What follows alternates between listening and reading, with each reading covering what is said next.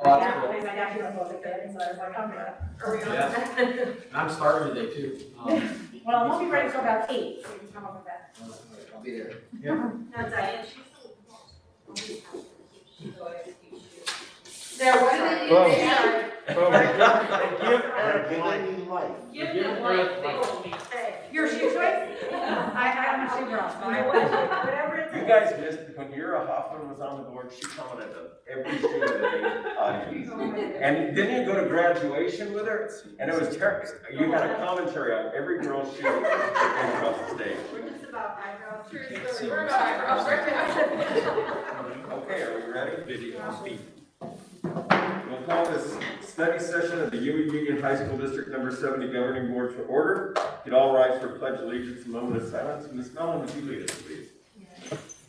Pledge allegiance to the flag of the United States of America and to the republic for which it stands, one nation, under God, indivisible, with liberty and justice for all.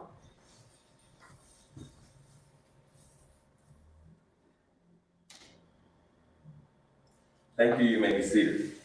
Appreciate all of you here. I realize that it's mandatory. Thank you for coming. Missed it. Okay, the executive session, obviously, we all know what it's here for, so we'll move on. Item 2.1, the county benchmarks. Mrs. Thomas. Thank you, President Townsend and governing board members. Thank you also for coming back for our second session this week. And very thankful for the team that I have with me tonight. We want to first visit what our current reality is. Yuma Union High School District is currently serving our students instruction in a remote or distance learning manner. We have our student population that is logging on every day. We have a bell schedule that is being held to. Our teachers are providing instruction.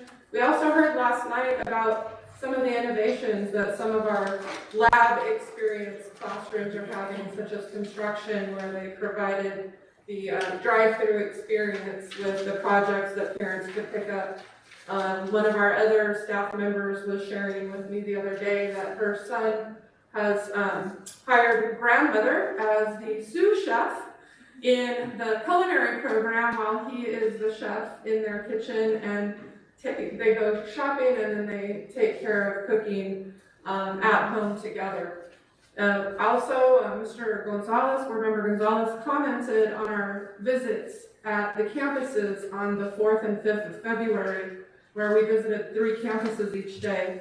And both of us were able to see different ways of offering instruction, as well as many of the other things that go on in a campus. We had Mr. Arviso from San Luis show us one small example of a professional development delivered by one of our teachers, Mr. Rebeck, to his colleagues, and it was virtual, but we could all log in and see that. So the innovations are amazing, but at this point, I'd like to also talk about some of the other reality that we are currently in Yuma County before we look at our next recommendation. So I, again, want to thank Ryan Quick for joining our team, and she's going to talk to us a little bit about some of the data. And a reminder to the board, you have a packet in front of you with information. Some of the information we'll have up on the presentation tonight on the screen is just for in the whole picture, but you have a few more slides when it comes to isolating by campus, for example, in some of the survey results. But the large data sets will be provided as well on the screen for our virtual meeting. Ms. Quick, thank you. Thank you, everyone. So right now, from the Arizona Department of Health Services, they reported the new data, so that's always report the benchmarks and the metrics every Thursday at 9. So as of January 24th, which is the last data set which was published today, in Yuma County, we had 289 cases per 100,000. And we had a 17.3% positivity rate and 10.4% hospital visits for COVID-like illnesses. So we're seeing a downward trend in Yuma County, finally, and we saw a big drop compared to our January 17th data. For example, percent positivity on January 17th was at 23.7%, and today we're at 17.3%, so we finally dropped 6%, which is nice to see that all the efforts that everyone's doing is starting to work. And even in our cases per 100,000, that's dropped significantly from 430 to 289. So we are seeing a really good downward trend, and we're hoping that will continue on as we go forward, and we check that data every Thursday. So what you'll see on the screen is the data that we collect for the district. So we also do our own data collection to see where we're at in our trends.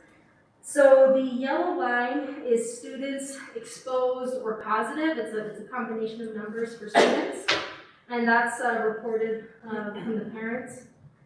And then we have the red line, which is staff reporting positive, and then the blue line is staff exposed, and then the columns are total, so combinations of staff and students. So you'll see that our data for staff has started to decrease tremendously, especially in the positive rates. For students, you'll see that we did increase this past week, but that was because of some of the sports teams were exposed by other teams from other counties. So that wasn't from here, they're exposed from an outside source.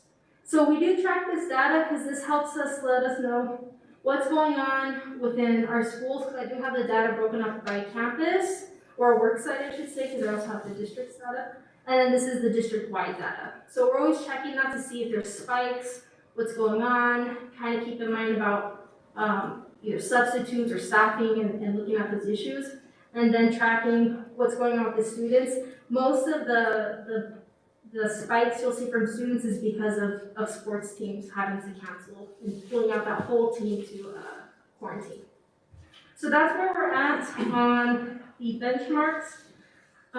If you'd like, I can give you the exact numbers from last week. We had 7 staff report exposed, 1 staff reported positive, and then 49 students exposed from the sports teams, which was a total of 57 people.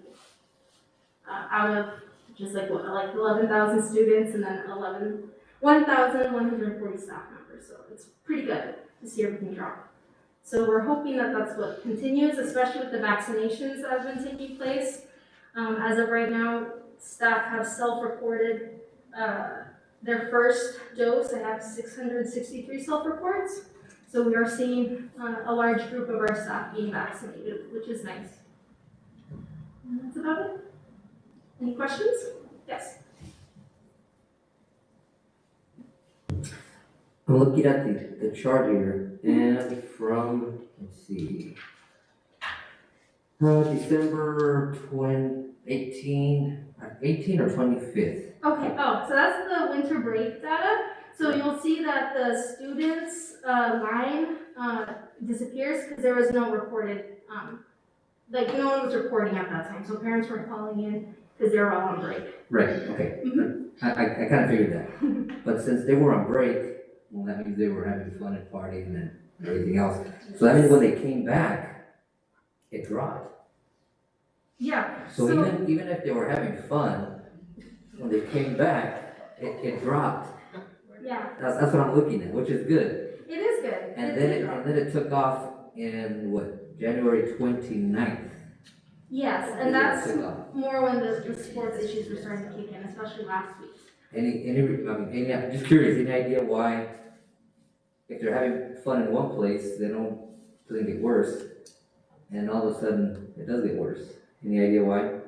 Just people's personal activities. So, one thing is, you'll notice that on 1/8, there's a fairly large spike of students, and that was because of sport issues as well. But since we were home doing distance learning, parents might not have reported students who were at home who had COVID-like symptoms because they were exposed and also positive. That went to the county health department. We don't get notified from the county health department when it's students. We only get notified if there's adults, need to contact tracing. So, and that's why we have to track all this, and it's never black and white, it's always gray areas. So the fact that we didn't have any students on campus necessarily, and the big spikes really are related to athletics in most of these cases. That's not what Yeah. So even though it wasn't reported, but it still went down. Yeah. It's well, Mr. Anderson, he has a phrase called COVID life. When you can't explain something in COVID life, Yeah. it's a non. And it is a little harder with students, right? Because parents do have to call in, which, you know, if everyone's at home, it might slip their mind or things like that. But we do try to collect this data just so we can have something to go off of. And it's worked really well with looking also like at the staff, because you can also see like for Thanksgiving, like it started to increase in all levels, right? Because people were gathering and things like that. But the data changes, but the good thing is that we are looking towards that downward trend for Yuma County, and then in general, what's going on with our staff population that's decreasing, and students. If it wasn't for the outside exposures from other teams, that number would probably be like 2 reports. So I have a question as well. Thank you for presenting this. My question is on that one statistic, that percent positivity rate. Can you explain that? So that is just looking at, in general, like what the tests are coming out as positive, not necessarily out of just like the negatives. So they're it's looking based at on the amount of people that take the test. Mhm. So it's really kind of like a, It's a good number to still look at. So it's not saying that people are just going because they're ultimately sick, right? So it's just looking, and I think also looking at the per 100,000, in my opinion, is a better number. It's easier to understand because now you're looking at what the county looks like if we're at 100,000 as a rate. But the percent positivity starts to reflect it, and it's not anything, like out of the 3 data sets, percent positivity and the rate per 100,000 is the best to look at. The hospital data set is more looking at what's happening in cases of high risk, like COVID emergencies, right? People having to go to the hospital. but do you also look at the availability within the hospital? Mhm. Okay, Yeah, because and- it's pretty good right now. Yeah, right now it has increased availability, which is nice to see. And all that data is also found within that the ADHS website, so they're posting all of that. Okay, thank you. Any other questions? I think we did. You did information, you did education, even the coaches did it. Thank you, Ms. Quick, appreciate that, and she will be remaining here in case, she will come back to the podium, but she'll also be here if you have other questions that come up in the meantime. Next, again, our current reality, Mr. Patton is going to come up and report on survey data. We shared with you this last week as a governing board that we would be surveying our families to see where we were as far as interest or actually choice, and that a choice would need to be clearly made. So I'll talk more about that after Mr. Patton shares with you our survey and the specific information that we want to make sure to highlight for you. Thank you. Good afternoon, everybody. The results that we're seeing at the front of your packet are sort of general across the entire district, and then inside your packet you'll see a breakdown for each of the campuses, and then all of the data that was collected at the end. And one of the things at the end that I point out and reference is the percentage of the student enrollment at each campus that wound up taking the survey, and that in general was pretty impressive. But the first number that I wanted to point out was that 6,258 total respondents, that means children in the district, were accounted for in the survey, which amounts to 62.1% of our current enrollment. Anybody that's taken a survey about anything before loves about a 35% response rate. And for us to get almost double that really shows how much this means to our families and how important it was for that to turn around in a weekend, 1 working day, and a half another working day on Monday. We closed the survey at 12:30 p.m. On Monday and started gathering the data. Beginning Friday morning, our campuses began making phone calls because we understand that there are a segment of our population that don't necessarily have email access or internet access.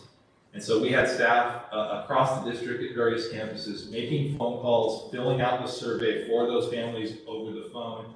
And between then, about 12 o'clock on Friday and Monday evening into Tuesday morning, we made 478 phone calls. And that 478 is included in the 658 respondents.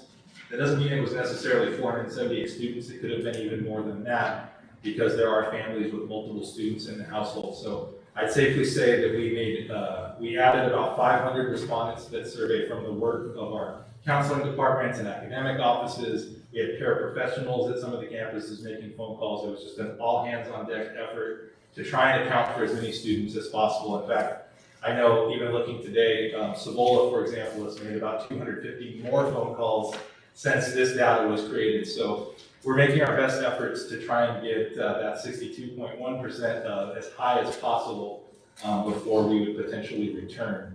The other thing I wanted to highlight, and again, bringing that up on this front page, is that 63% of those people who responded said yes, that they would want to return to in-person learning. That's across all campuses. That's across all campuses. And inside your packet, you can see a breakdown of how that varies between campuses.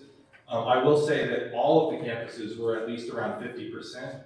The highest campus was upward into the low 70s almost. So those numbers have kind of a wide range between the 6 campuses, but again, they're all around over 50%. Yes, they would be wanting to return to 5 days of in-person learning.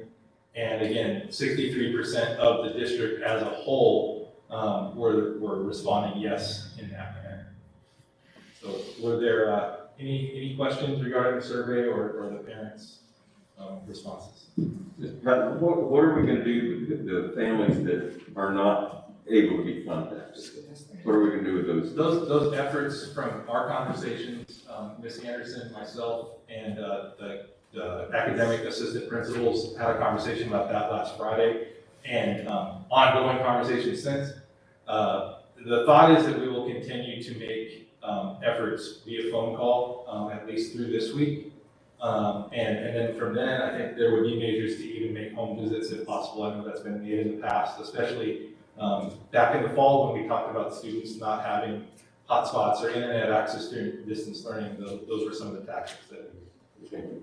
Yeah, sort of piggybacking on that thought, my question was, how did these 478 phone calls get identified as needing, and have we actually accounted for almost the entire 11,000 student population? Definitely. The first thing we did on Friday was we pulled all the survey results for the first 24 hours. So we removed the duplicates and all that stuff and made sure that we divided all the lists up into all 6 campuses. We shared those with the academic offices, and then they were able to pull their enrollment list from Synergy, compared who had responded to that list. Then they could get a breakdown of who needed to be contacted. So it was whittling down. Yeah, it was whittling it down. And then they also knew, based on engagement and then our digging in the fall, who had not been responding to on distance learning and things like that. So they were able to also have a kind of priority list of families that they already knew or were well known to, not have a parent view account. Right. Or not utilize internet access in the home. So those were priority families that were contacted initially. Our research over the last few years has shown that there's certain schools that don't have as much internet use in the house. And so those schools had a higher workload, but we also prioritized that in that meeting on Friday with academics. And then from there, I continued to update that list with the phone calls and the survey results. Monday, when we closed the survey at 12:30, we gave them an updated list, and they were able to compare that to Synergy again, and do the work from there. And then the duplicate, so both my husband and I received the survey. Yeah. And he was at work, and I was at home, and we both answered. And I was like, oh, no, we both answered. Did we answer the same? So how do we make sure that that wasn't duplicated? So the first thing we did is, fortunately, thank you to Excel and technology, I was able to just modify the list, make sure that we removed all the duplicates in a sweeping way. So like every survey got assigned a child.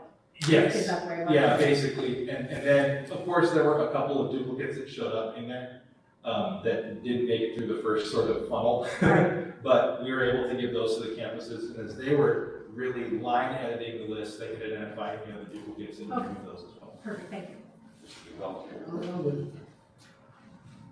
Any other questions?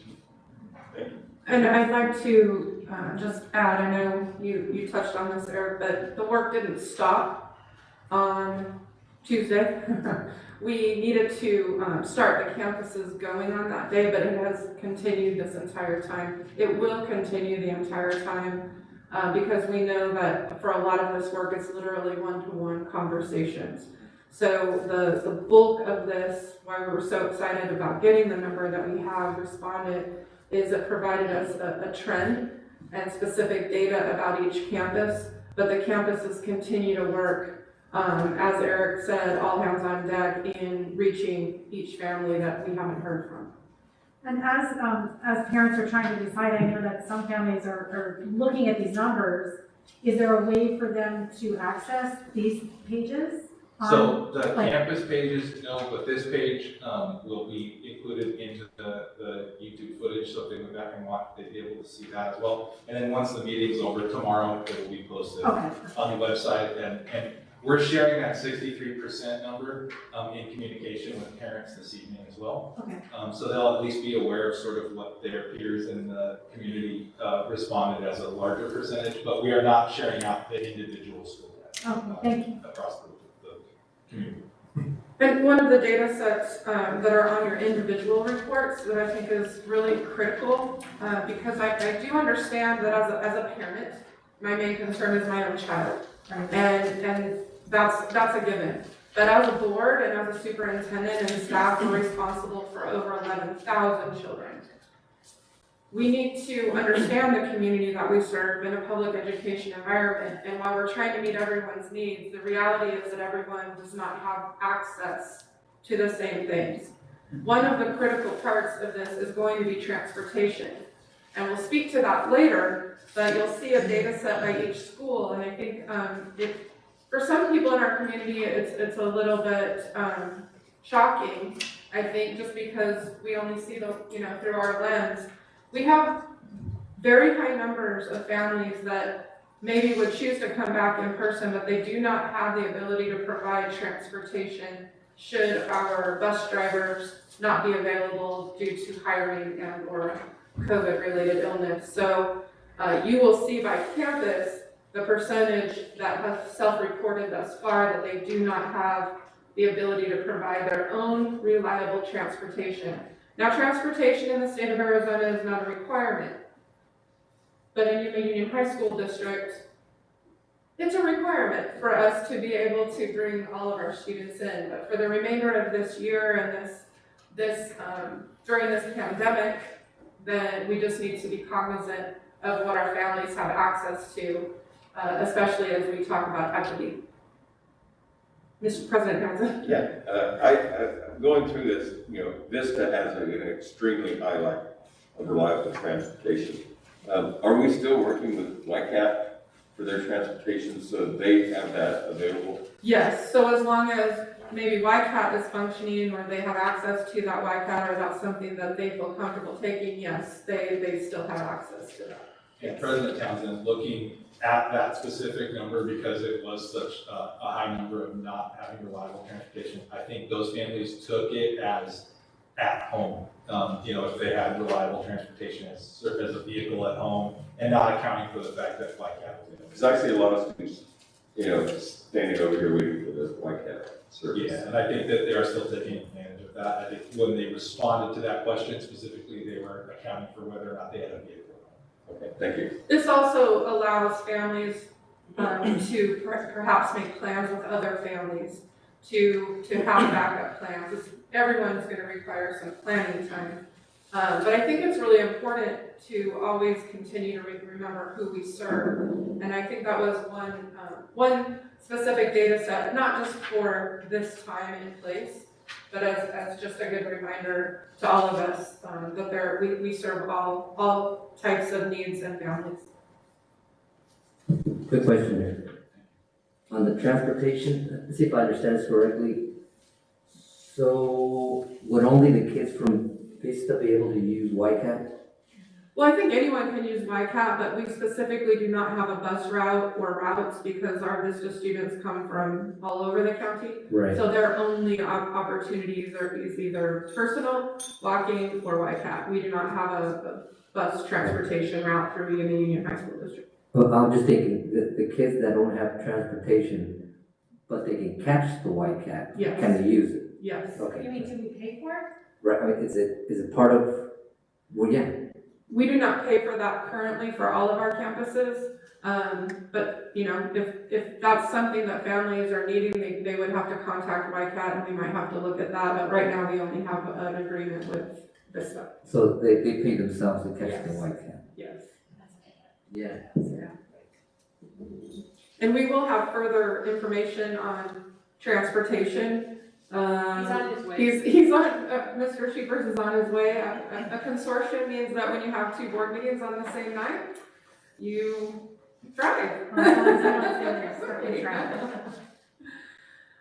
If there are no more questions about the survey data, our current reality in student nutrition is important. So I would ask for Ms. Pruitt to come forward. She will again come back in our recommendation portion, but I wanted her to be able to have the opportunity to report to you what the current reality is for Yuma Union High School District during the pandemic and her hard work and that of her staff in food and student nutrition.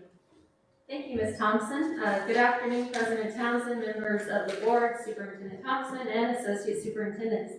It's a pleasure to bring you updates on what student nutrition has been doing.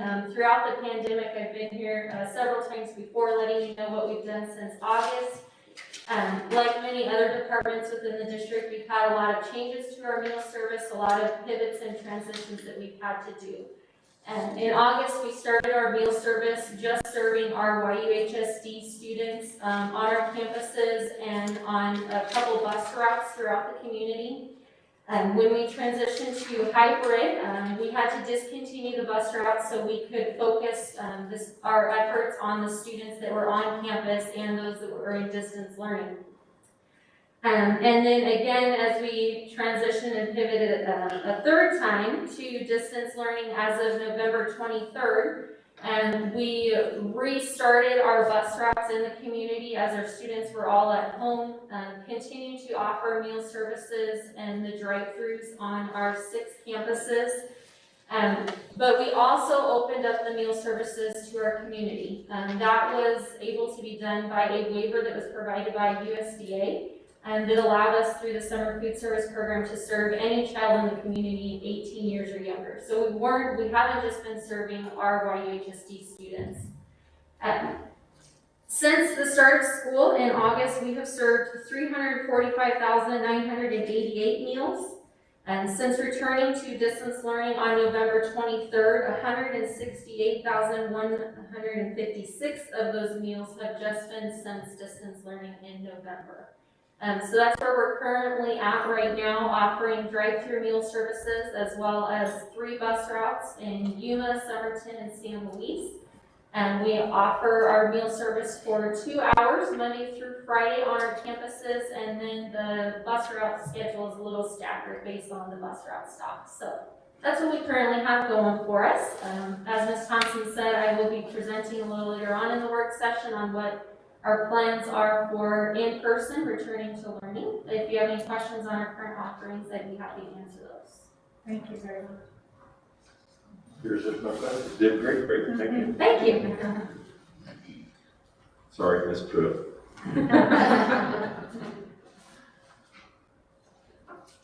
Okay, so that's the end of the current status. We'll move on to the recommendation for opening.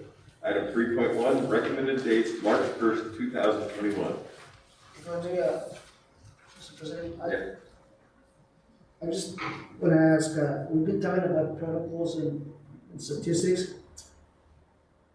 Can you kind of run me through a little bit and how is it going to be inside the classroom, the setup?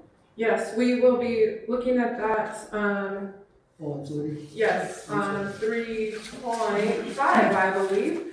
when Ryan comes in, and we will answer those questions. If you're asking about what it would look like should we come back, or are you asking about our current reality? No, when we come back. Okay, yeah, if you can pull that, I will, Sure, and if we sure. don't answer at all, Mr. Gonzalez, I know you will Okay. prompt us, okay? So thank you for that question. So here we are, a recommendation. I know that we are all wanting our students back, and we appreciate all of the support that we've had throughout Yuma County, and especially the leadership of the governing board. So our team has put together some information for you tonight, but I am prepared to come forward with a recommendation to you to open our campuses for in-person instruction on March 1st of 2021. And so the question might be, why that date? Why not sooner? And I think there are a lot of things to consider. And one thing that sometimes, when we look at it just through one lens, it looks different, or we think of it as when we were in school, perhaps. But I need us to just imagine all of the network that goes on in a small town or a small city, all the aspects of what makes the city run. Because to be truly honest with you, the sizes of our campuses are small towns. We are a microcosm of Yuma County on every single one of our campuses. High school campuses in the state of Arizona and in Yuma County are very large. And to make that work, it's a joy, but it's a lot of independent pieces that have to come together to provide a safe, orderly environment for the purpose for which they're intended, and that's for an educational purpose. So with that, March 1st is my recommendation for a number of reasons. First of all, I'm very thankful to the Yuma County Health Department, Tim Dunn, Tom Tyree, President Townsend, the governing board, the Yuma Union High School District staff and faculty had the opportunity for our first vaccination on, January 26th. And we had a number of staff take advantage of that first opportunity.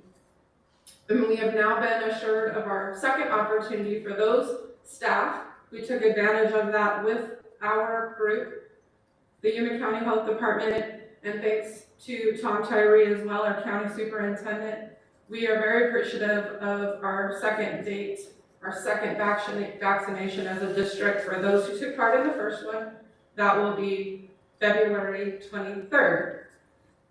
That provides the safe opportunity for our staff to be fully vaccinated, for the effects of the second vaccination to be felt if they're going to be felt, and for our staff to come back as safe as possible.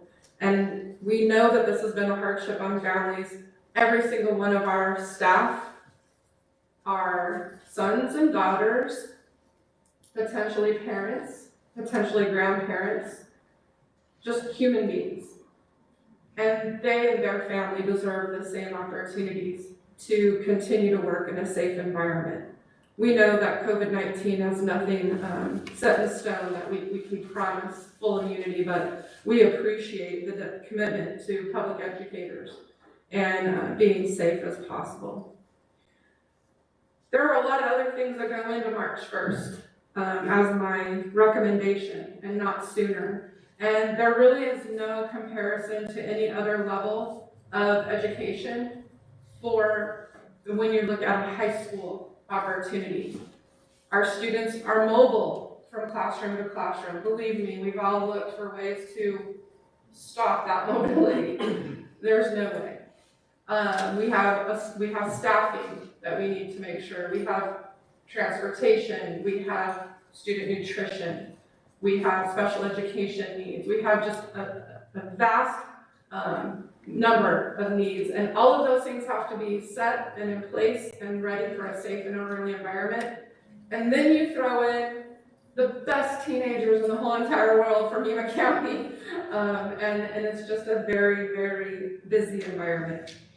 So I want to not only with gratitude, invite my team up individually again, and talk with us about some of our plans for reopening, but to again remind us of the complexities of opening, and that our goal has always been to be responsible partners as well to our entire county, because the pandemic has been a problem for our entire county, not just the educational part. And I do feel committed not only to our Yuma Regional Medical Center and all of those healthcare providers, but I feel committed to the entire county that we are part of keeping the spread down and not being a part of anything that might put us in a backwards trend. So with that, I would like to ask first, Lisa Anderson has been working with her teaching and learning team, and we have some very specifics that are very clear specifics of things that we are going to have from families in order for them to consider one way or another. They are going to have to make a choice. It is either or. So I guess I need to make sure that that's very clear. Thank you. That is the reason for the survey. Yuma Union High School District and this governing board has always been prided ourselves in flexibility to meet the needs of our students and families. In this case, families are going to have to pick, and then they're going to have to stay with that choice. We do not have the ability to go back and forth. We are still responsible for daily attendance. We are still funded, such as it is, by the state of Arizona, and we have rules to follow, and we have attendance issues that we have to follow. So we're asking people to make a choice and then live with that choice. Have we already asked? Was that the survey, or are we going to? No, the survey was the ask, and that was, I have to be totally honest, I did not know that. well, it was pretty clear in the survey question. I don't recall reading that this is your choice and you have to stick with it. Was I just overshare? I mean, did I miss it? Yeah, Okay, that's good. yeah. Thank No, it's clear. I think it was in more than one place. I 4 places. Okay, then I'm really over. No, and it's important because sometimes we get excited, right? Like I was part of the writing and I couldn't tell you how many times it was in there. But again, part of that also is because of our eternal flexibility, and that we can always go back and we'll work with the families, and you know that is always my heart. But the bus drivers need to know, the food service needs to know, and our teachers need to know, because they are right now deep in plans. So people are gonna have to make a choice, and then they're gonna stick with it. And I'm not gonna go as the superintendent and ask the principals to then, go upside down trying to meet a bunch of other needs as they come up. So one more point to that, if a student who had chosen virtual, let's say 2 weeks in, his friends are giving him all sorts of, come on, you gotta come on campus, and he wants to, how are we going to handle that? Me personally, I'm not. No, the campus. I would say the campus has the right to say we're not making any changes, because that will then affect how many people are in a classroom, what the campus dynamics are, because it's never just one. If there's one, there's more. That being said, I'm not going to speak for the campus that wants to provide that flexibility should they have the space. So when you say we're not going to be flexible, really you're saying, I'm just trying to understand, really we're saying we're leaving it up to the campuses. I am leaving that up to the campus, but I have absolutely no, sometimes we say leaving it up to the campus and then they think I have an expectation for them to do something difficult, right? Everything in this is difficult. My expectation is that they know that we ask people to make a choice. If they feel as a leader that their campus has the ability to be flexible, that is up to them. But I am not going to ask them to back up and then make different exceptions 2 weeks in, or any weekend, or a day in. I think we have to move forward with the assumption that this is casting stuff. Yeah. You know, I don't think we can give people the hope that, oh, I can go pressure the principal. And that's why I'm trying to be clear, but then we all, we But I don't think we know. can be ambiguous. I think we Yeah. just make it clear that this is cast in stone for this semester, the remainder of this semester. And attendance will be taken based upon your choice of method of instruction. Yes, and Ms. Anderson is gonna cover that a little bit further in. Thank you. You bet. Thank you for the great questions. So, and we want to keep taking, this is a study session, so we want to make sure that we keep taking these questions. And Ms. Anderson, if you don't mind taking over and starting with 3.2, if that's all right with you, President Townsend? Sorry. Great. I just kind of, once I get going. Take charge. So I'm gonna take 3.2 and 3.3 and include them in the information that I'm gonna share. As you've heard from Superintendent Thompson, it's important for families to choose whether they're going to remain in remote learning or come to their campus for in-person instruction. That helps in the planning of our district teams is how we can support our 6 very unique campuses. Support their administrative teams along with the teachers and allowing them, as you've heard, the flexibility. As we're planning forward, you've heard from Ryan with mitigation measures, keeping that on the forefront. We also have transportation and food service. What we are recommending is to utilize a model that is equitable in instruction, where teachers will instruct both students who are remote learning and in person at the same time.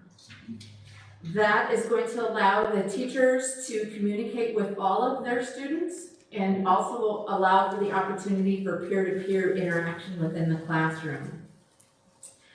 Mr. Brooks, throughout the last couple weeks, and you also have survey data from parents of Mr. Brooks in meetings, provided the opportunity for various campus leaders, district leaders, campus staff, counselors, and nurses to share their thoughts on opening in-person instruction. What does it look like? What are conversations that you're hearing? What are concerns and what does a win-win look like?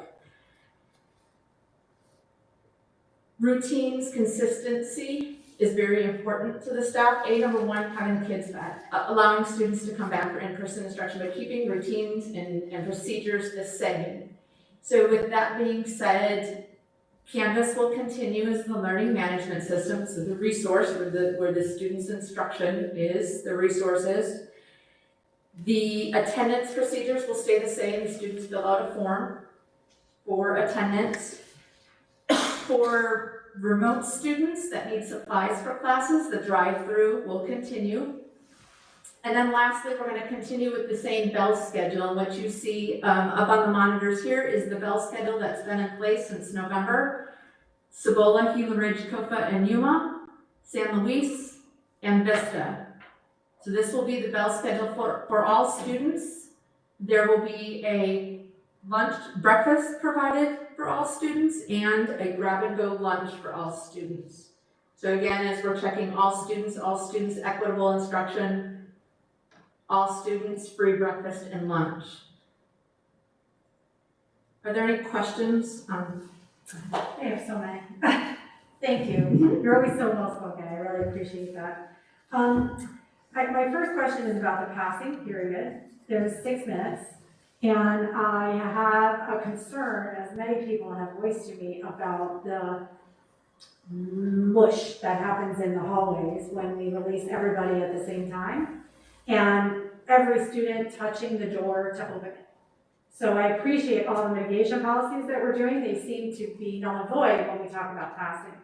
So I'm hoping that maybe we can adjust our passing periods and maybe make it so, I know that in schools they try and do one way, but it gets very confusing when I'm going this way, but my classroom's over there and I have to kind of cut through. I'm hoping that maybe we can stagger it and let out one side of the hallway at one time, something where, and those fire doors, I understand there's fire code and we can't prop them open, but at least having somebody there standing to keep them open so that they don't have to touch. Very valid concern, and that's, again, we appreciate the time in starting school on March 1st. Our district team, both teaching and learning, facilities, technology, We'll be working with our campus teams and campus staff to address what the transition is gonna look like. So we have a couple weeks to get into these specific measures. And I know Mr. Bruns has been in part of these conversations also. So if, I'm gonna rip the Band-Aid off a little bit and just let people know, social distancing is paramount, but at the same time, and we're gonna have Ms. Quick come up and Mrs. Quick in a little bit to talk about, some other mitigation strategies. However, we can't ensure 6 feet necessarily in every classroom. Class sizes may differ. Passing periods are designed for a certain amount of time, but looking at the response rates of what we have and how many people might come back, you're not gonna have that large mush. And I know exactly what you're talking about. I still remember 1996 going into class, standing outside my classroom. Holy cow, there's a lot of people in the hallway. Sbowl was 3,000 students at the time. We're not gonna have that large number on campus to end the year, especially coming back on March 1st. There'll still be a large number of students. Classrooms' doors will be propped open. We have door stops, and that's one of the requirements is all the classrooms will have their doors open, so we don't have to worry about the door handles. As well as the doors at the end of the hallways? I don't want to make a guarantee on the doors at the end of the hallway, because then when it gets warmer, all the AC is going out, so then you have that issue. But you also think about ventilation, because you want that to be working properly as well. I'll leave those discussions up to facilities and maintenance to see how that works. But 6-minute passing periods also eliminate the need or the students congregating, hey, I'm so glad to see you again. And then you're gonna have, if you have 10, 15-minute passing periods, you're gonna have a large group of students out there and almost like a break. So having shorter passing periods or keeping them the same that most campuses have had for years helps with the transportation, helps with the students going from one area to another. Campuses are gonna have to look at how they do their passing periods though, if they're gonna be staggeringly released or not.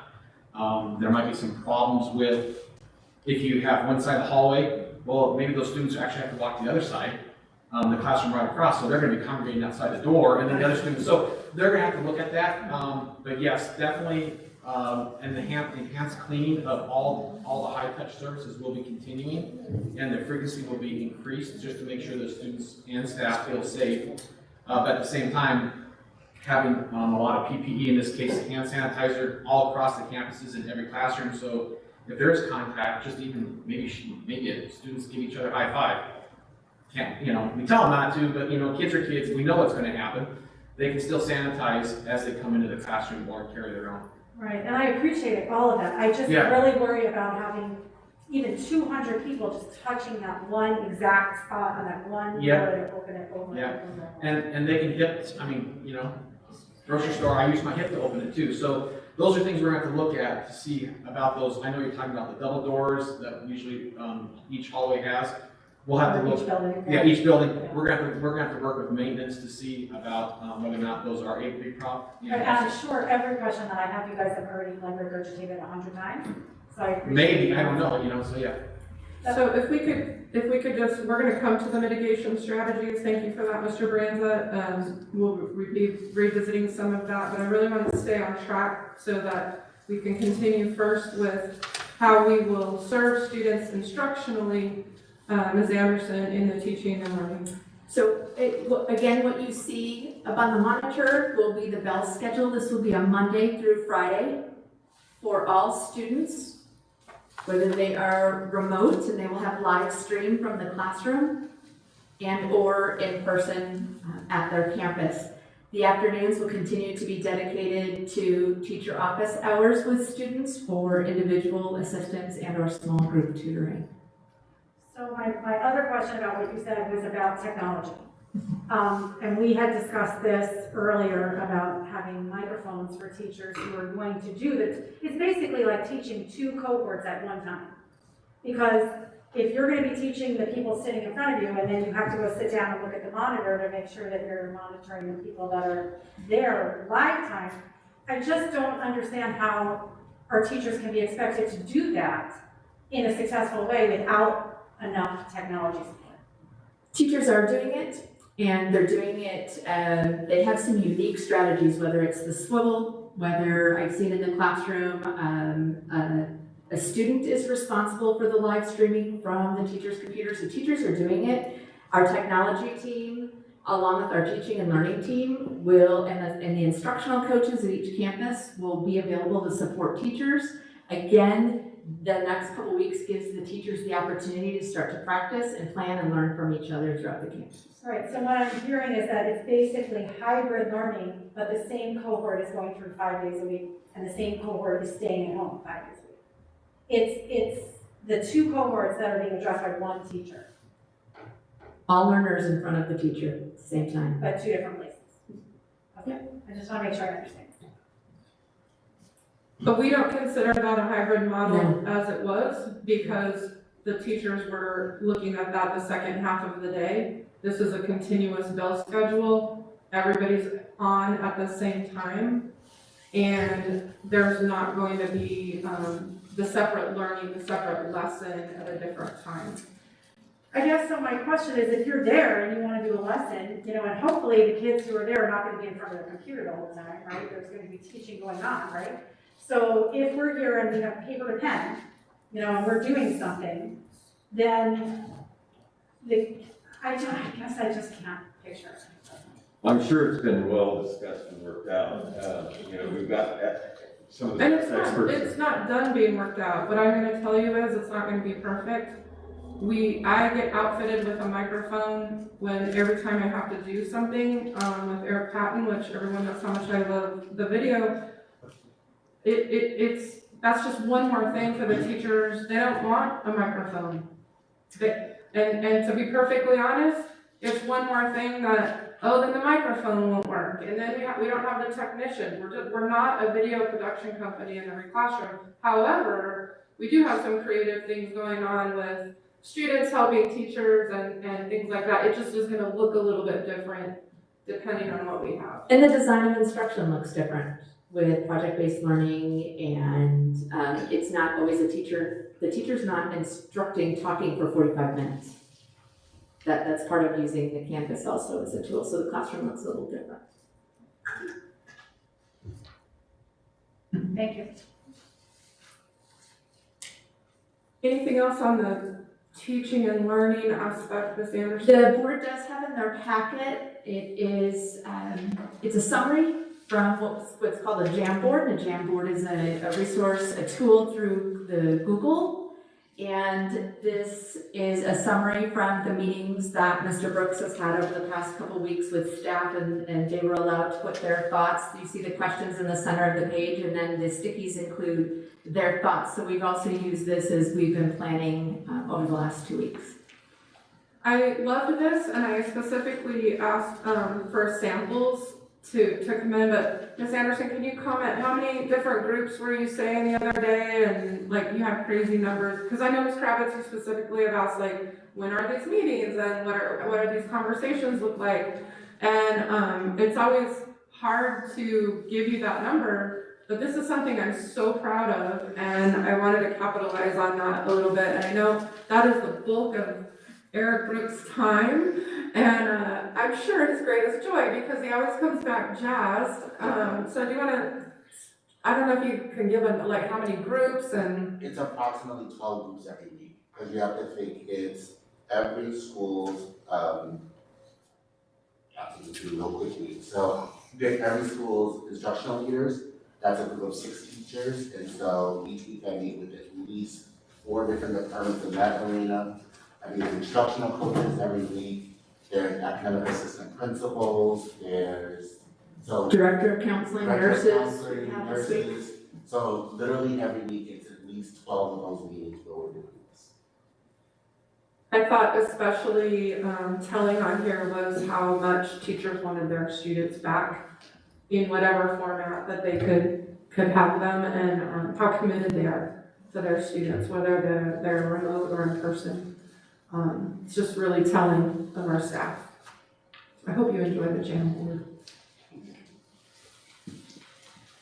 Also with teaching and learning, we have to get them here if possible. And Mr. Sheepers, thank you for your quick yet safe transport across town from another governing board meeting. If you'd like to come up and share a little bit about the transportation, maybe successes and challenges, if you want to. Will do.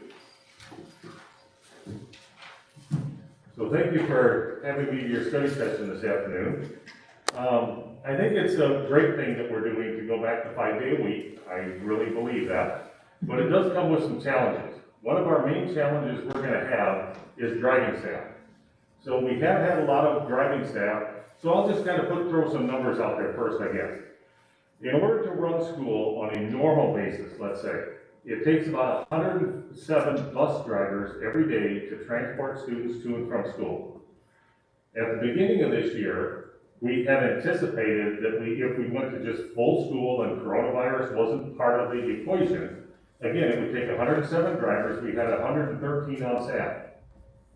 We have lost 23 drivers since the beginning of this school year. And we've had some challenges with getting those drivers replaced. Not that we weren't advertising, soliciting, looking, accepting applications.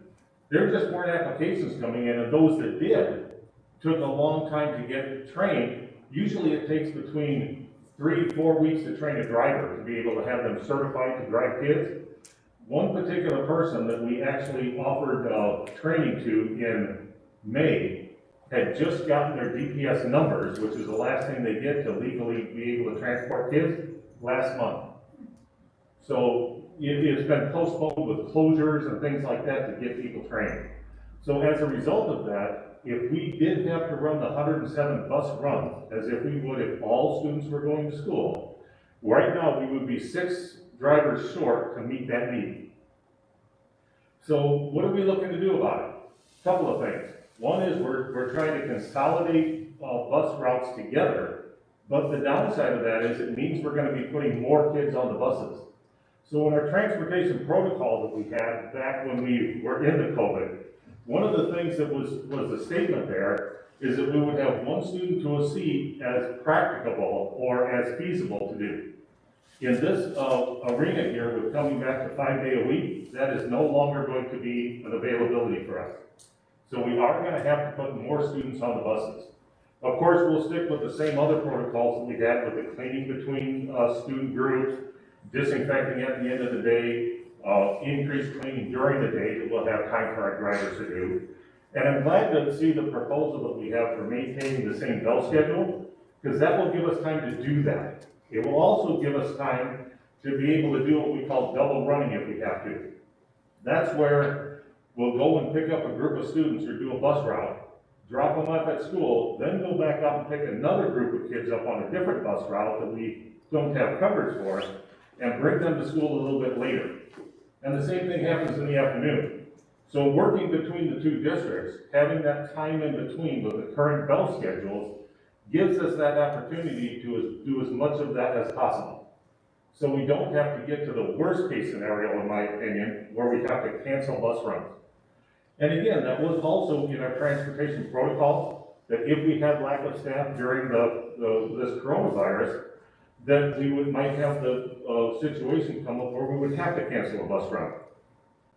If we do, and we're going to try everything we can to avoid that, but if we do, it could happen the day of, it could be something we plan a day or 2 before, depending on our staffing needs. But our plan is that whatever route is affected by the lack of driving, so I've got Route 25, let's say, that Route 25's driver, for whatever reason, can't come to work, and we have nobody to fill in for it, no way to double run it, no way to do what we call the overload, where we find room on other buses to put students, and we have to cancel the route, it would be the route that's affected by the driver shortage directly. That's how we would kind of pick and what route we would do for the affected one if we're going to cancel a bus run. Now, we do have procedures in place that if we cancel a bus run, we can notify the parents of the students assigned to that bus run by Blackboard Connect and to notify the principal too. So that's kind of what we're looking at for going back to 5-day. So any questions? My question is, if a bus route gets canceled and student Sally Smith can't make it to school, but since we're offering that virtual option, can she now, even though, she's chosen to be at school, but if she can't get there, can she now just log on to campus and do her day? Yeah, as far as I know, that is true, and I remember seeing that in our protocols already, Okay. that they would just be able to just do the online learning if they can't make it to school for the busing. Okay, because that survey with that 62% is a scary number. If they just flat out have to miss school, that would be sad. And I think that's, if I understood right, Ms. Anderson, that's why we're also keeping the Google form way of taking attendance. So even if I go in person, I'm still gonna do it via the Google form so that we can keep that consistent practice. Okay, that makes sense. Thank you. So it supports the teacher as well as, this. Thank you. Okay, thank you. Thank you. Mr. Cheapers, I'm assuming, and maybe I just missed it, but I guess I don't assume anything anymore, but we, still have in place that face coverings are required for everyone on the bus. We know that we won't be able to provide the distance, but face coverings are on every person. Yes. Thank you. Good, thanks. And thank you for rushing over. Yes, it was fun.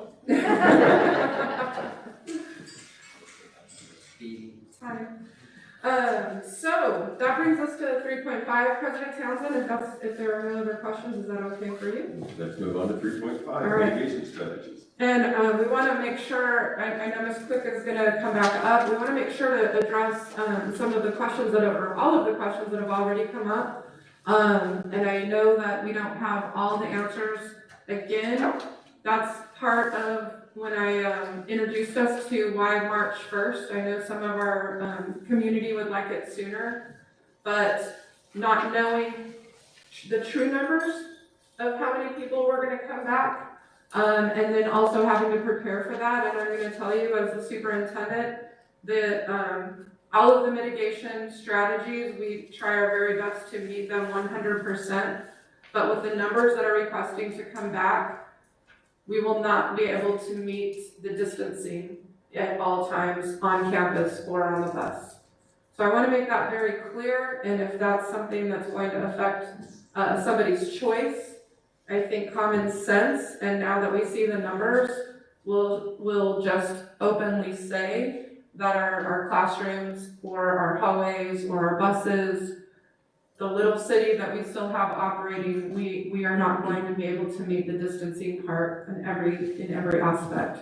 I'm very confident, and I know Ms. Quick is going to talk about the cleaning, the PPAE, all of the things that we have had in place, and we know that we have been a part of stopping the spread in Yuma County as a high school district, and we want to keep being a part of that, but I want to make sure that we're all in the reality in which we live and that we are a large district. So if you want to come up and speak to the mitigation strategies, and then we'll make sure to answer all of the questions as detailed as possible, and a reminder that we may not have all the answers tonight. So first one is masks are required.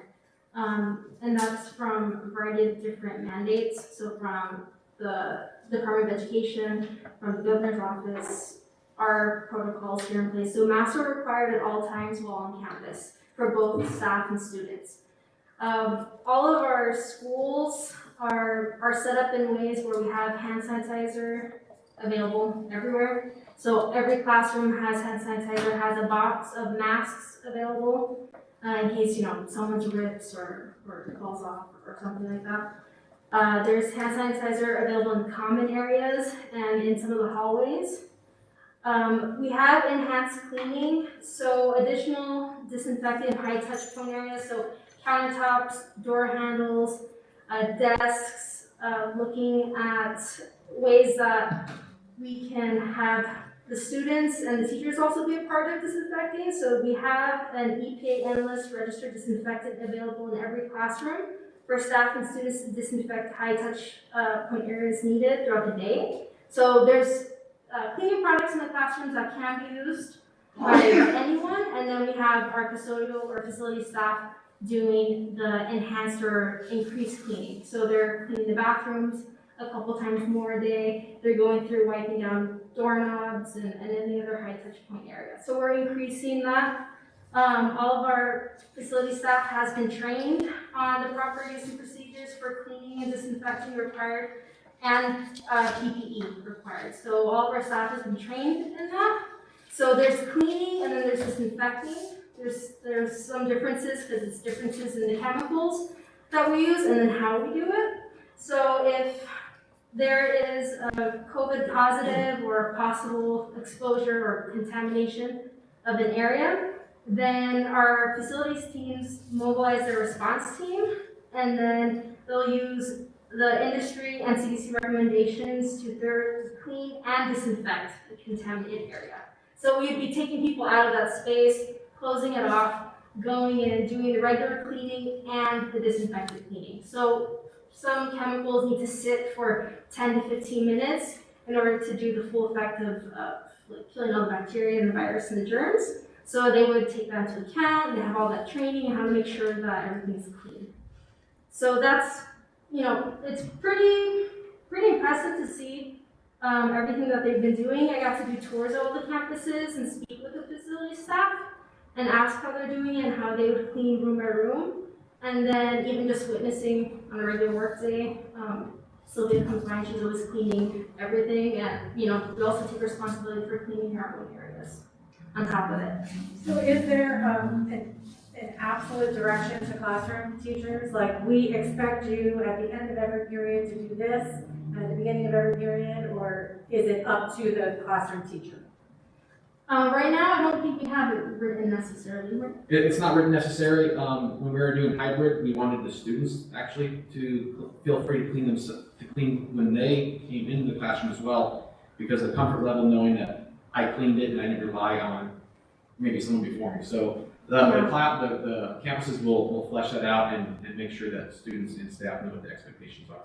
Okay, and then the social distancing, I understand from everybody that it's not gonna happen. Is the teacher still going to have the bubble in the front of the classroom? And, are we talking at all about capping our classroom size at all? We're just gonna put in, it could potentially be 40 to 50 kids in a class, or it could be 5, right? Am I understanding that right?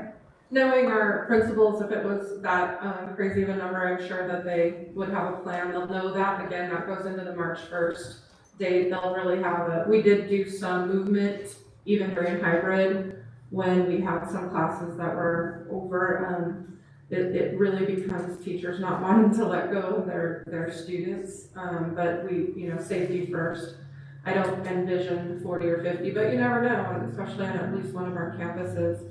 And the question prior to that was The teacher bubble? the teacher bubble. So interesting. Yes, my expectation is that the teachers will have that 6 feet area.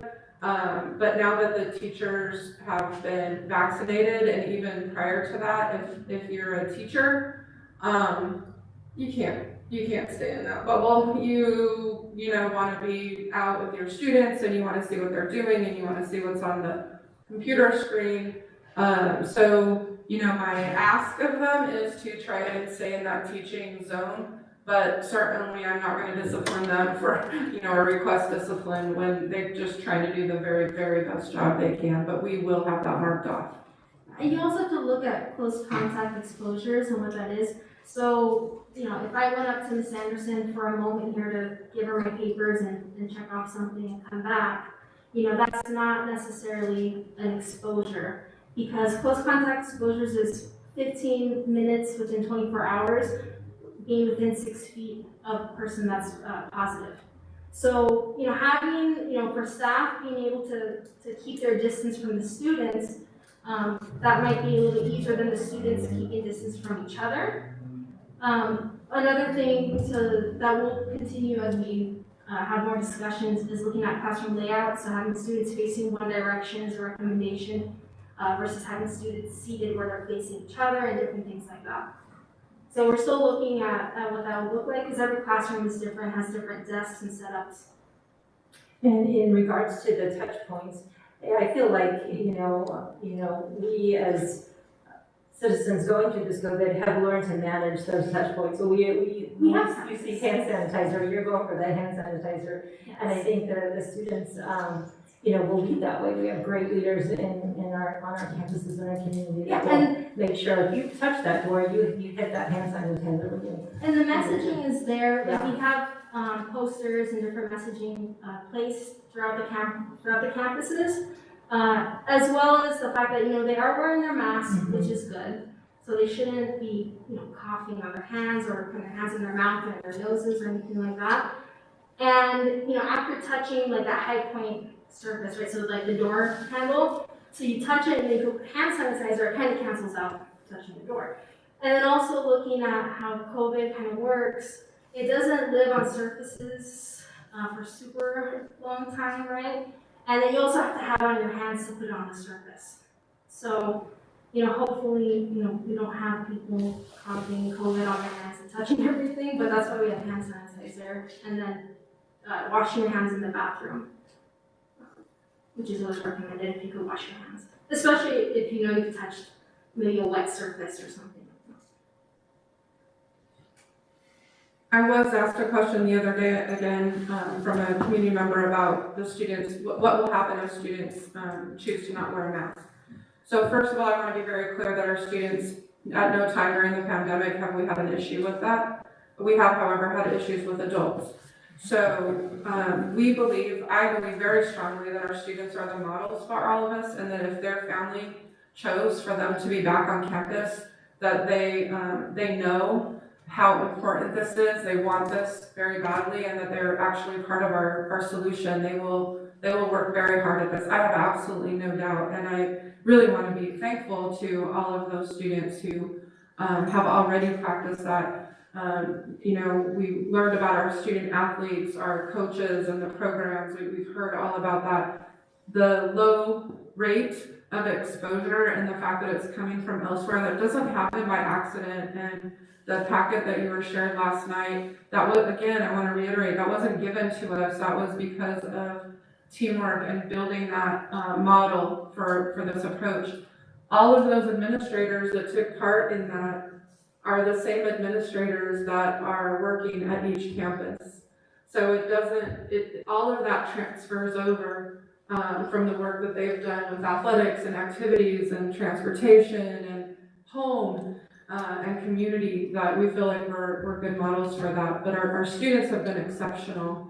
And I really feel like if they've made that choice to come back with their family, that they'll be a part of that. But face coverings are not optional for anyone that comes to our site, and we've been having much more success with that, other than a few issues.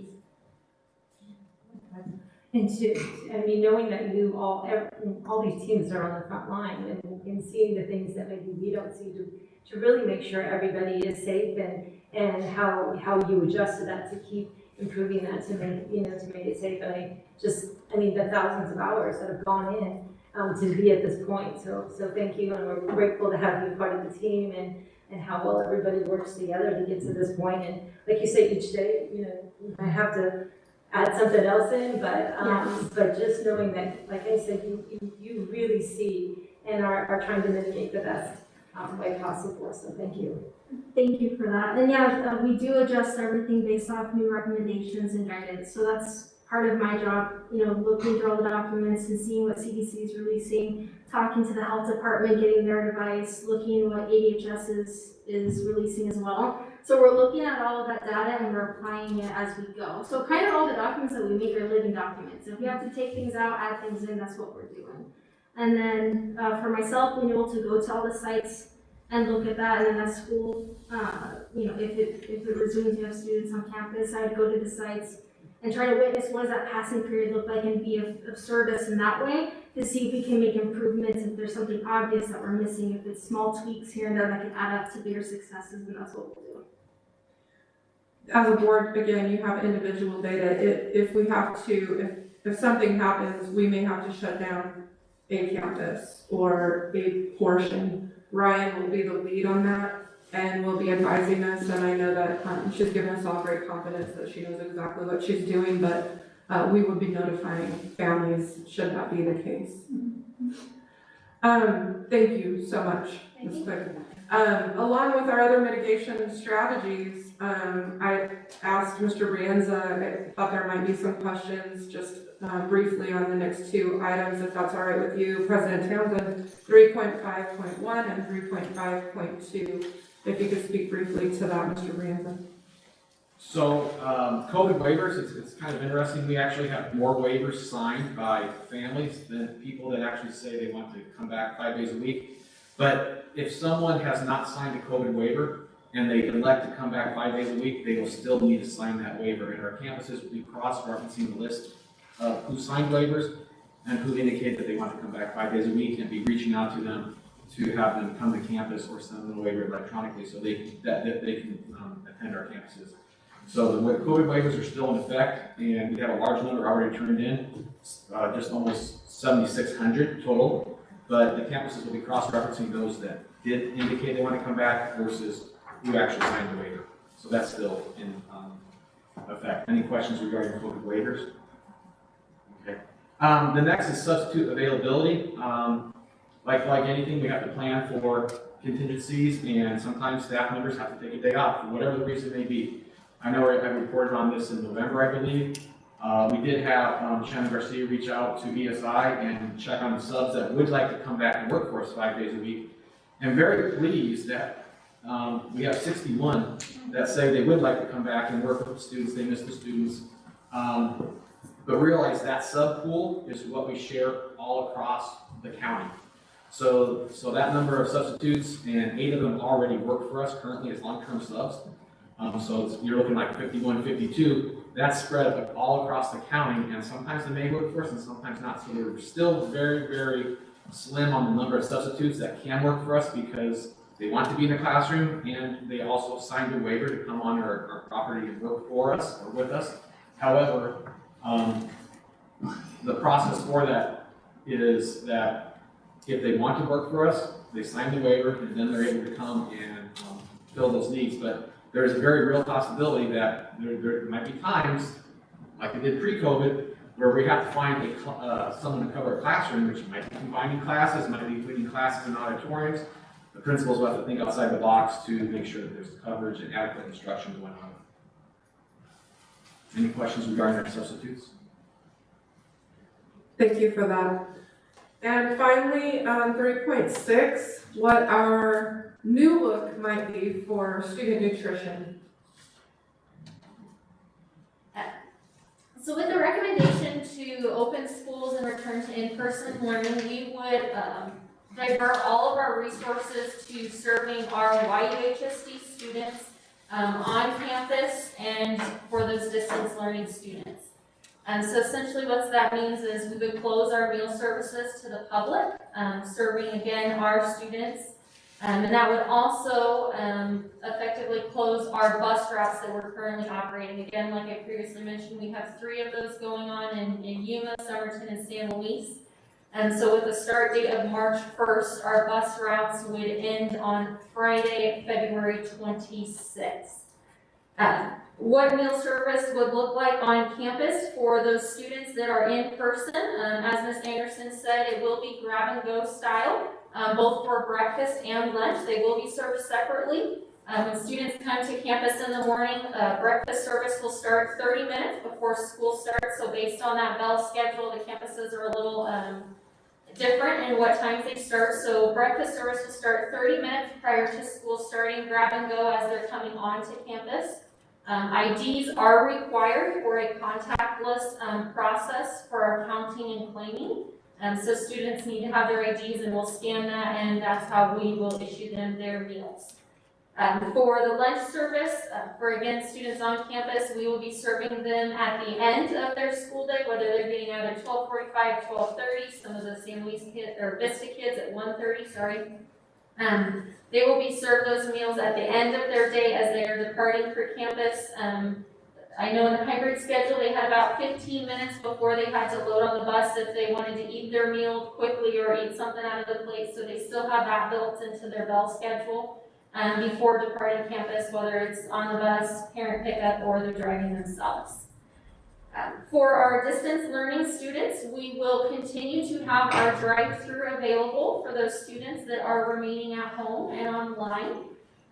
That service will begin after students have departed campus. So meal service for those students will be 30 minutes at the end of the school day, so 12:45 or 12:30. It will be 30 minutes after that. That will allow for students to depart from campus that parent traffic to decrease so those students and or parents coming and picking up can get onto campus safely to access their meals. Parent guardian pickup will continue to be permitted for the distance online students that would like to receive their meal through the drive-thru. For either the parents, guardians, or the students coming through the drive-thru, they also need to have their student ID with them so we can scan that to issue them the meal.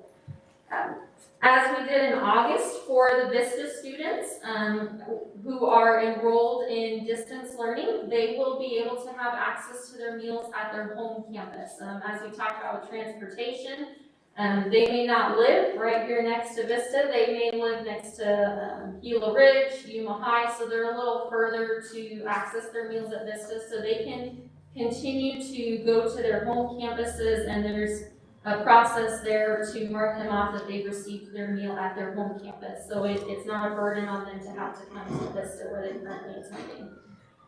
We will have one meal option containing all required components of our meal service program. That will help us streamline the process and get the students through the lines a little bit faster, as well as helping us to maintain social distance in the lines and just help it move smoothly. That is all I have. Any questions?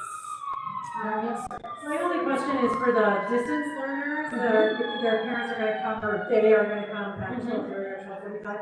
Are they gonna receive their lunch for that day and then the breakfast for the next day? Yes, sorry, I forgot that. Yes, so they will receive both of their meals at once. Breakfast and lunch will be served in a combo for the distance learning students in the drive-thru. Perfect. And then I would assume that on campuses will look similar to how it looked during hybrid. Yes, Okay. it will. Perfect, thank you. Thank you.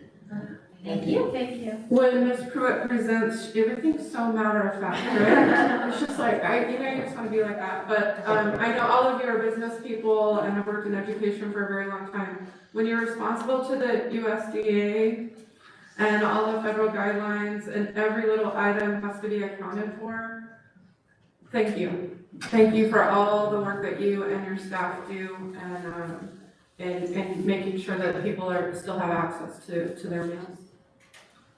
So our study session, I want to make sure that we cleaned up all the questions that we might have before. This is a silly question. So, this I think is mitigation. So, as you're bringing people back together and you have people that feel different levels of comfort and emotional wise of, like if someone wants to give you a hug, because we're a hugging community, how is that managed? Is it, hugging or how does that work? There shouldn't be touching. Okay. Right? So no hugging, complicated high fives. An elbow touch is kind of the recommendation, or a wave. Right. I come from a community where you hug and kiss everyone on the cheek, and you just have to get used to it. Touching is not going to be encouraged. Okay. And this will be explained to the kids? Yeah, so it is explained, and then the students are working on a video on that messaging. Okay, So nice. not getting too close or hugging or high-fiving, things like that. I mean, on a good day, that's hard with you. So we do have that peer messaging that's going out there. I can share it with our communities. It's hard, right? Thank you. It's not necessary right now. We're putting together about a 45-second video that the COPA Student Council students helped with. That actually is going to be ready to review tomorrow. And that's a PSA sharing with the students what are kind of the do's and don'ts, and one of them specifically is, this isn't the time to be, as much as we want to, giving our hugs and high fives, let's avoid that, and it actually shows how to properly wear your mask and that kind of stuff. It's really short and sweet, like Instagram ready, so that's gonna be coming soon. Cool. Is that everything? This is a huge project, so please, obviously we'll continue to have information and your questions help to guide our work. But I want to make sure that before we close out the study session, if there aren't any lingering. I just wanted to say with gratitude, thank you for always answering my questions. And the logistics are tremendous, and I appreciate all the service that everybody does for the 11,000 plus 1,100 that we have, and the 5 months. Thank you. I think one thing that I didn't cover, and I apologize, our current reality, another reason why we are excited to have students have the opportunity to come back. We're at 96% roughly attendance right now. We have 400 students that we can't seem to find and locate, and we know that this is a crucial time for our migrant students. We know that Yuma Union High School District serves 80% of that population of Arizona, and if we can get back, we can really even work harder to go find the disconnected families. We're proud of the 96% because we feel like that's successful, but we're not really happy until we have 100% of our students accounted for and make sure that they're okay. So want to be really clear that our current reality is that we have had a dip in the last month, even as this COVID weariness and fatigue and just, this happened. So we're excited to make the recommendation. I am excited. Of course, I wake up every morning wondering if I'm doing the right thing, no matter what it is, as I know all of you are, but the current reality is that our numbers are not where they need to be for us for attendance. So we want to work hard at bringing our students back. Anything else? Is there a motion to adjourn the, I guess I can just adjourn the study session. So we'll adjourn the study session. Do we need a 5-minute break before we start the meeting, or does everybody want to go into the meeting? I would love a minute. Okay, we'll take a 5-minute break and then start the meeting. So we are adjourned the study session.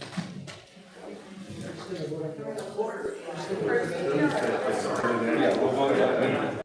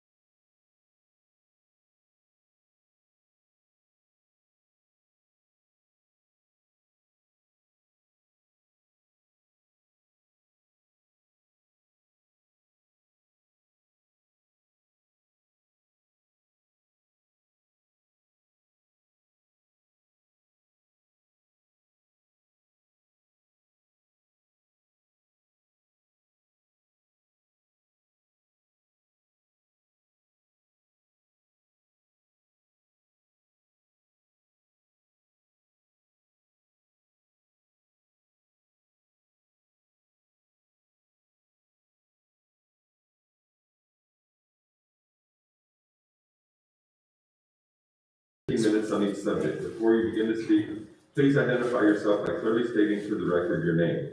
Comments by members of the governing board in response to any public comment will be limited to asking staff to review the matter or requesting or scheduling the matter for further consideration at a later date. I don't have any cards. Does anybody have anything they would like to say before? Moving on. Recommendation, return to in-person learning. It is the recommendation of the superintendent that the Yuma Union High School District Number 70 return to in-person instruction beginning March 1st, 2020, or the Monday following the second vaccination opportunity for the Yuma Union High School District 70 employees. It is further recommended that parents, guardians choose specific in-person instruction or to receive lessons remotely for the remainder of the semester. Is there a motion? I move that we, the governing board, accept the recommendation of the superintendent that Yuma Union High School District 70 return to in-person instruction beginning Monday, March 1st, 2021, or the Monday following the second vaccination opportunity for Yuma Union High School District 70 employees. It is further recommended that parents, guardians choose specific in-person instruction or to receive lessons remotely for the remainder of the semester. Second. The motion has been made and seconded, made by Ms. Mellon and seconded by Ms. Kravitz to accept the recommendation of the superintendent that Yuma Union High School District 70 return to in-person instruction beginning Monday, March 1st, 2021, or the Monday following the second vaccination opportunity for Yuma Union High School District 70 employees. It is further recommended that parents, guardians choose specific in-person instruction or to receive lessons remotely for the remainder of the semester. Is there any discussion? We just had an hour and a half of discussion. Okay, hearing none, we'll proceed to have a roll call vote. I remember. Ms. Mellon? Mr. I just quickly Gonzalez? want to say, before I go, I want to thank the staff, kudos to all of you, and Ms. Thompson and everybody else, board members, you guys are great, you're a great team, and keep up the good work. I vote yes. Ms. Kravitz? I also would like to thank everybody. First of all, it's amazing that we have all decided to recognize our teachers as essential, but we have many superheroes and they're not all in the classroom, and so I'm very grateful. I'm really proud of this district and this community for how we're supporting each other. I love that. Thank you so much. And I say yes. Mr. Love? You guys are good. Yes. And Mr. Townsend votes yes. So the vote is 5-0 to return to in-person learning. It's gonna be firecrackers outside. Yeah. With that, is there a motion to adjourn? So moved, sir. Second. All in favor say aye. Aye. Opposed? Mr. Lara always votes nay.